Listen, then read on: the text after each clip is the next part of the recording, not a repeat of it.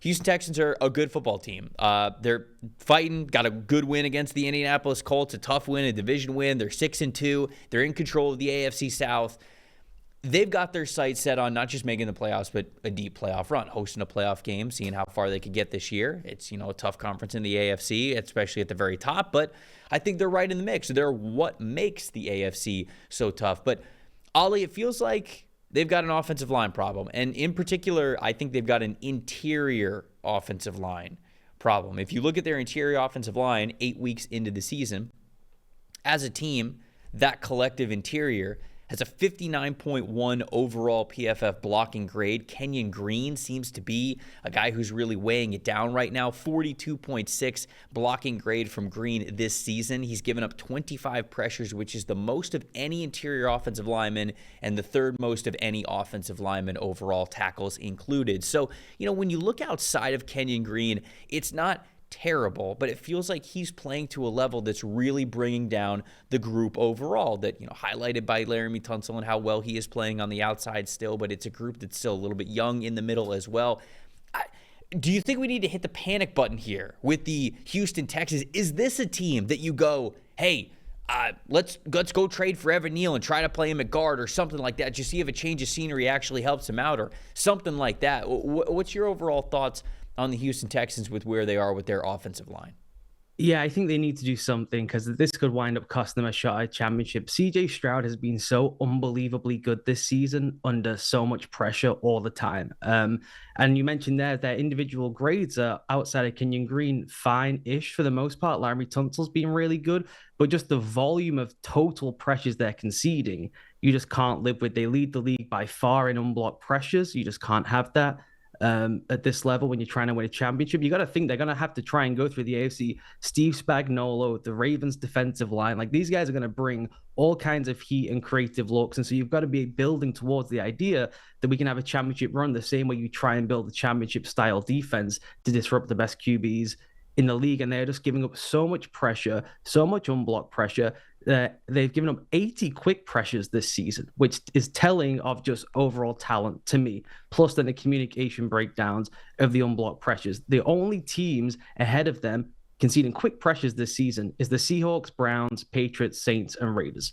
None of those teams have title aspirations. Maybe the Seahawks could be a playoff team and win a game at some point, but that is just nowhere near competitive enough at this stage. And it's not even like these guys are giving you significant upside in the run game where you could maybe offset it some. They're also not getting a whole bunch of juice or push up front in the run game. Particularly, you mentioned that interior where Shaq Mason has really fallen off after playing pretty well in the opening couple of weeks of the season. So this is an offense where you have a complete submarine at left guard. You have the rest of the interior struggling to move anyone off the ball, and then everyone outside of Tunsil consistently losing quickly or having complete unblocked pressures and getting straight into the quarterback's face. It reminds me, honestly, particularly with Kenyon Green, of the final Tom Brady year where Luke Gadecki, when he was playing guard rather than tackle, would just sink entire plays and end drives. And I just don't think you can navigate your way through the postseason, go to Arrowhead and win, go to Buffalo and win, host the Ravens and win, when that's just such a clear flaw in the team. So is there a solution outside of, we talked about potentially being able to bring somebody in, but, we've talked about this many times before. Good offensive linemen don't really hit the market. Now, you can take a flyer on a guy, and obviously you could take a chance. We brought up Evan Neal as somebody that maybe you could take a chance on. But if you're a good offensive lineman, teams aren't really in the business of getting rid of good offensive linemen. So even if you make a trade, there's no guarantee that this is going to get better. Is it a communication thing? Is it just a chemistry thing? And in your mind, what can help out this Texans group, whether they make a move or not? How can it get back? Because unblocked pressures, man, and winning as quickly as they are, that to me feels like just an overall, they're not working together as a group. And you're 8 weeks into it. Now you got another 8 before you get to the playoffs. But what can this team do when you watch them on tape and their struggles here? What's something that they might be able to change a little bit here?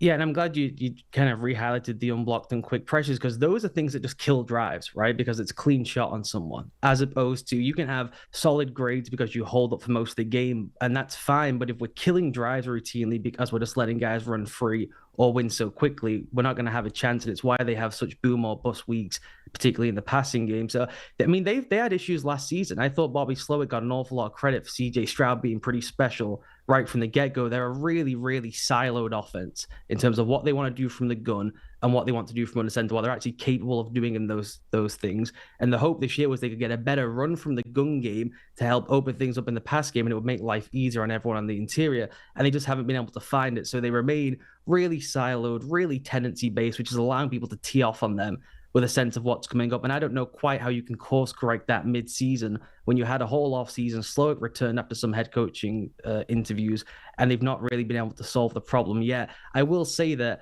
I mean, the main thing in terms of the unblocked pressures, they just can't pick up anything at all. Stunts, twists. The Packers game was somewhat embarrassing, right? Any kind of line movement, pressure, anything like that, these guys just get lost, and they get lost with technique as much as it is just like not being able to pick things up and intellect. They're just not functioning with the basics of picking up stunts and twists. But I will say that I've always just been of the belief personally that I'd rather have the continuity. I'd rather have the continuity so we can figure it out. We can, as you said, build chemistry as a staff, as game planners, as play callers. You can start trying to find ways to manipulate and change either the protection, the play calling, to cover up for issues along the line. If you start rolling guys in and out, hoping to find someone who's like a better individual at one spot, then you can still open up other concerns in the line because you're not able to kind of move the launch point or do different things in the passing game, knowing, well, on this concept, this guy may lose early. On these kind of concepts, this guy may lose early. And you can start getting a feel, particularly as the quarterback, for kind of how to respond to those situations. And Stroud is so intelligent, he can pick that stuff up really quickly. So I would still bet on the continuity, maybe bring someone else in for competition because the left guard spot has become such a concern. And that just feels like a team sticking to their pre-draft evaluation and the draft equity they put in to get him rather than evaluating the player on the field right now. So I would probably look at making a move at left guard there and then just stick with the continuity and try to figure it out for the rest of the season. But if there's someone available, anyone, honestly, they need to try and find a way to improve this thing. Yeah, so it sounds like then it is even a little bit of a, like you were talking about with the offense, it's a little bit of a Bobby Slowick issue at this point as much as it is the offensive line. You know, you kind of mentioned, all right, well, they're very siloed in what they want to do. It's like, okay, we get this done, and it feels like it's a little bit predictable. And I guess you're right. You know, they sort of had all offseason to be a little bit less predictable, but it feels like they are. But is there anything specifically, before we move on, because I want to talk about Uche with the Chiefs, but is there anything specifically that you feel the Texans could do, whether it is just, hey, like, we got to be better in the run game, like that, like straight up, like that's because that's something that I'm looking at the run blocking grades here in front of me, and like those aren't great for this team either. Is it something where, hey, we've just got to kind of get back to basics here? We got to be able to run the ball a little bit better. We've got to allow the defense to not be, you know, on their toes, have them on their heels a little bit more, be a little bit less predictable, and that could maybe help us out. Do you think that's maybe more of a because I agree with you completely. Continuity and switching guys in and out, like that never works. Offensive line there's a reason why we look at Super Bowl champions, and you could see so many cohesive offensive lines. It's the ones that survive injury. I remember when the Tampa Bay Buccaneers won their Super Bowl. That offensive line was basically fully healthy throughout the entire year with one another, and they had all sorts of chemistry, and they got very lucky in that regard. And I think a lot of teams that win the Super Bowl get very lucky in the injury front as well. But for the Texans, you seem to be leaning more of like, okay, maybe we make a change for Green because he's so bad, but in theory, you love to keep the same guys in there and get some chemistry. So is it simply, hey, we got to become a better running team? You know, we got to get more, I don't know, play action in there to help CJ Stroud out, just let the defense not be on their toes as much, really teeing off on our offensive line. Is there any sort of easier solution that you kind of see from this team and how they might be able to switch it up?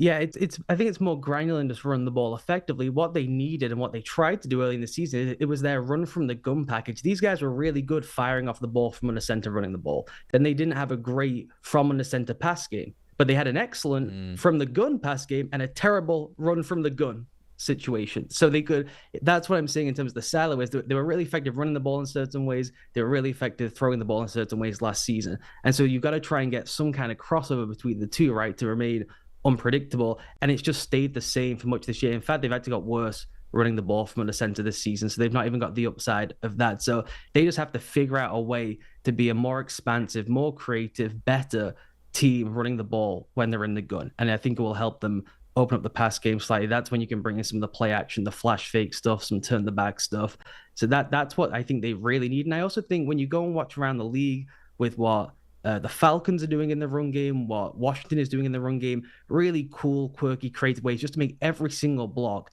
slightly easier for everyone. You just don't see that when you watch the Texans, right? And Bobby Slowick has the reputation of being a really intelligent, smart guy, and some of the play designs are really cool. But within the details of the offense, making life easier for everyone, amplifying people's skill sets, you just don't see it week to week.